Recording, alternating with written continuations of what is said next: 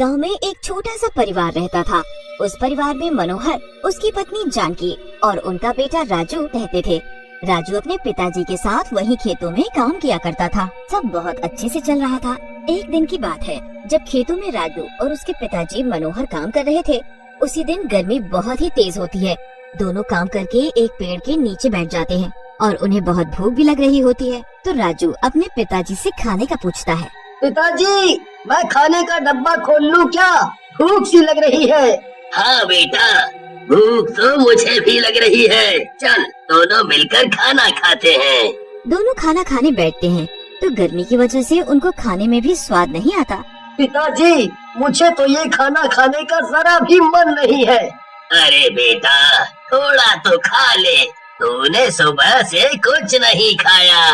गर्मी की वजह से बुरा हाल है पिताजी। बस मैं पानी पी कर आता हूँ। मुझे नहीं खाना ये खाना।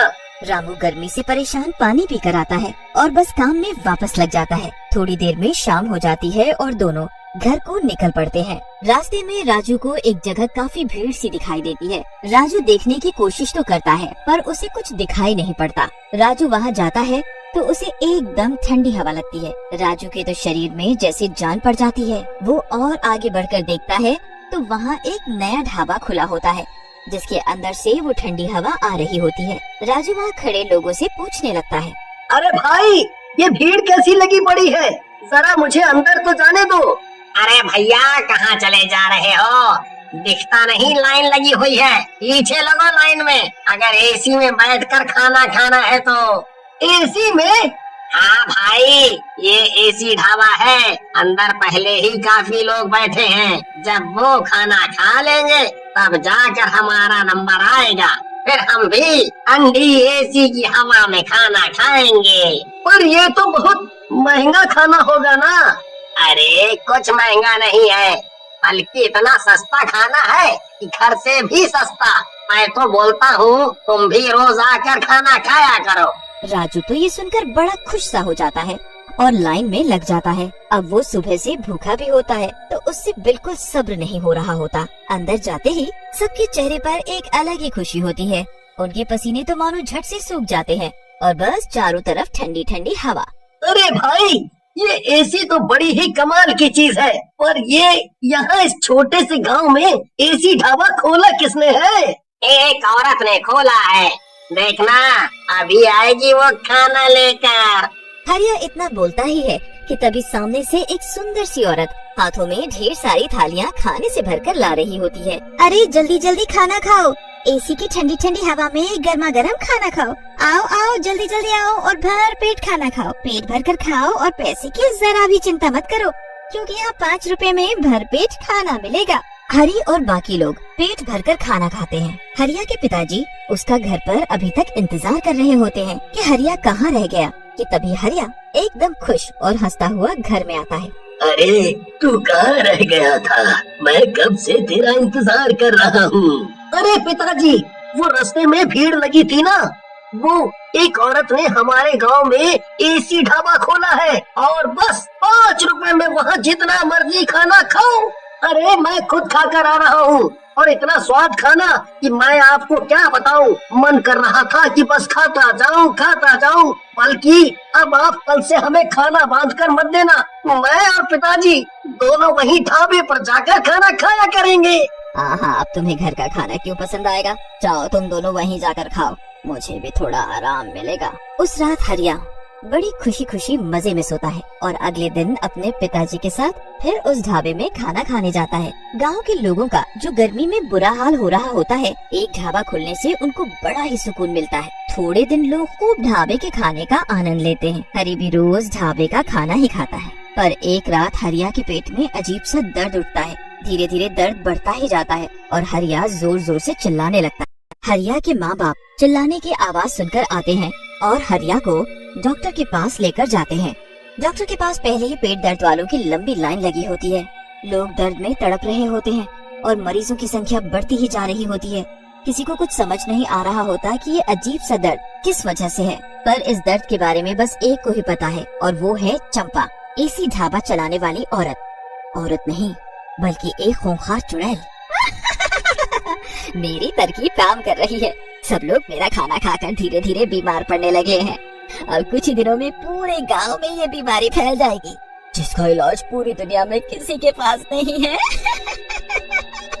धीरे धीरे पूरे गांव के लोग उस चुड़ैल के एसी ढाबे का खाना खाकर बीमार हो जाते हैं और किसी भी डॉक्टर के पास इसका इलाज नहीं होता। लोगों को समझ ही नहीं आ रहा होता कि आखिर वो करे तो क्या करे। चुड़ैल ये सब देखकर बड़ी ही खुश होती है और रोज अपना ढाबा खोलकर लोगों को जादुई खाना खिलाती है। एक दिन उस गांव में दूसरे गांव से एक बड़े ही ज्ञानी बाबा आते हैं।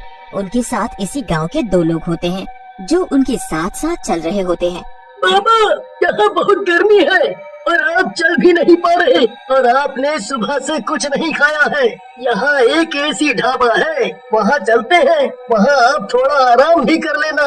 बाबा उस आदमी की बात मानकर उस ढाबे में जाने के लिए हाँ भरते हैं और जैसे ही वो वहाँ पहुँचते हैं उनको अजीब सा महसूस होता है। वो कहीं न कहीं समझ जाते हैं कि ढाबे में कुछ तो गड़बड़ है। वो वहाँ बैठते हैं तो चंपा नाम की औरत हमेशा की तरह खाना लेकर आती है। बाबा उस औरत को देखते हैं तो उनको वो औरत अपने असली चुड़ैल के रूप में साफ साफ नजर आती है। अरे बाबा, ये लो स्वादिष्ट मेरे हाथ का खाना।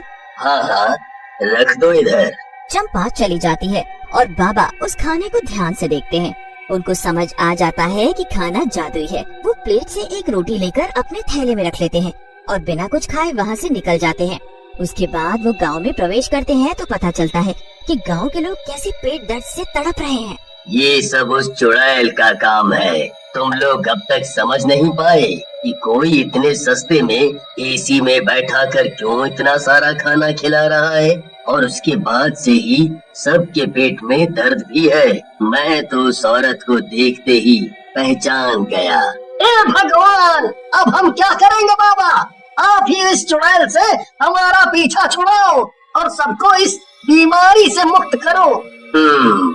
आज मैं एक जप करूंगा और उस चुड़ैल को हमेशा हमेशा के लिए खत्म कर दूंगा।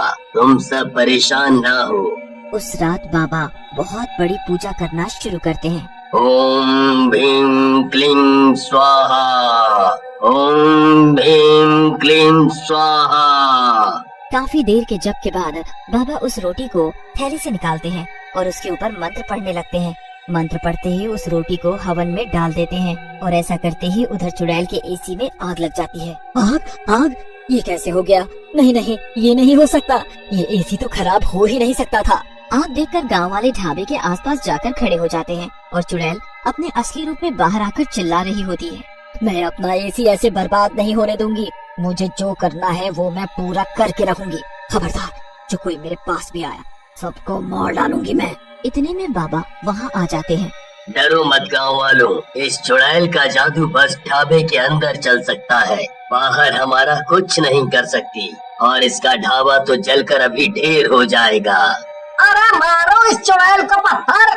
गांव वाले पत्थर उठा लेते हैं और उस चुड़ैल को मारना शुरू कर देते हैं। मत मारो मत मारो, मैं वरना किसी को नहीं छोड़ूंगी। गांव वाले बिल्कुल भी नहीं रुकते और लगातार उस चुड़ैल को पत्थर से मारते रहते हैं। चुड़ैल अपने आप को बचाती रहती है पर इतने लोगों में कुछ नहीं कर पाती। वो जमीन पर गिर जाती है और उसकी आंखें बंद होने लगती है। तुम लोगों ने मेरे साथ अच्छा नहीं किया। इतना कहते ही चुड़ैल मर जाती है और राख में बदल जाती है। उसके राख बनते ही सभी बीमार लोग एकदम ठीक हो जाते हैं। पूरे गांव में फिर से खुशहाली आ जाती है। उसके अगले दिन ही गांव में बारिश होती है और लोगों को गर्मी से भी राहत मिल जाती है।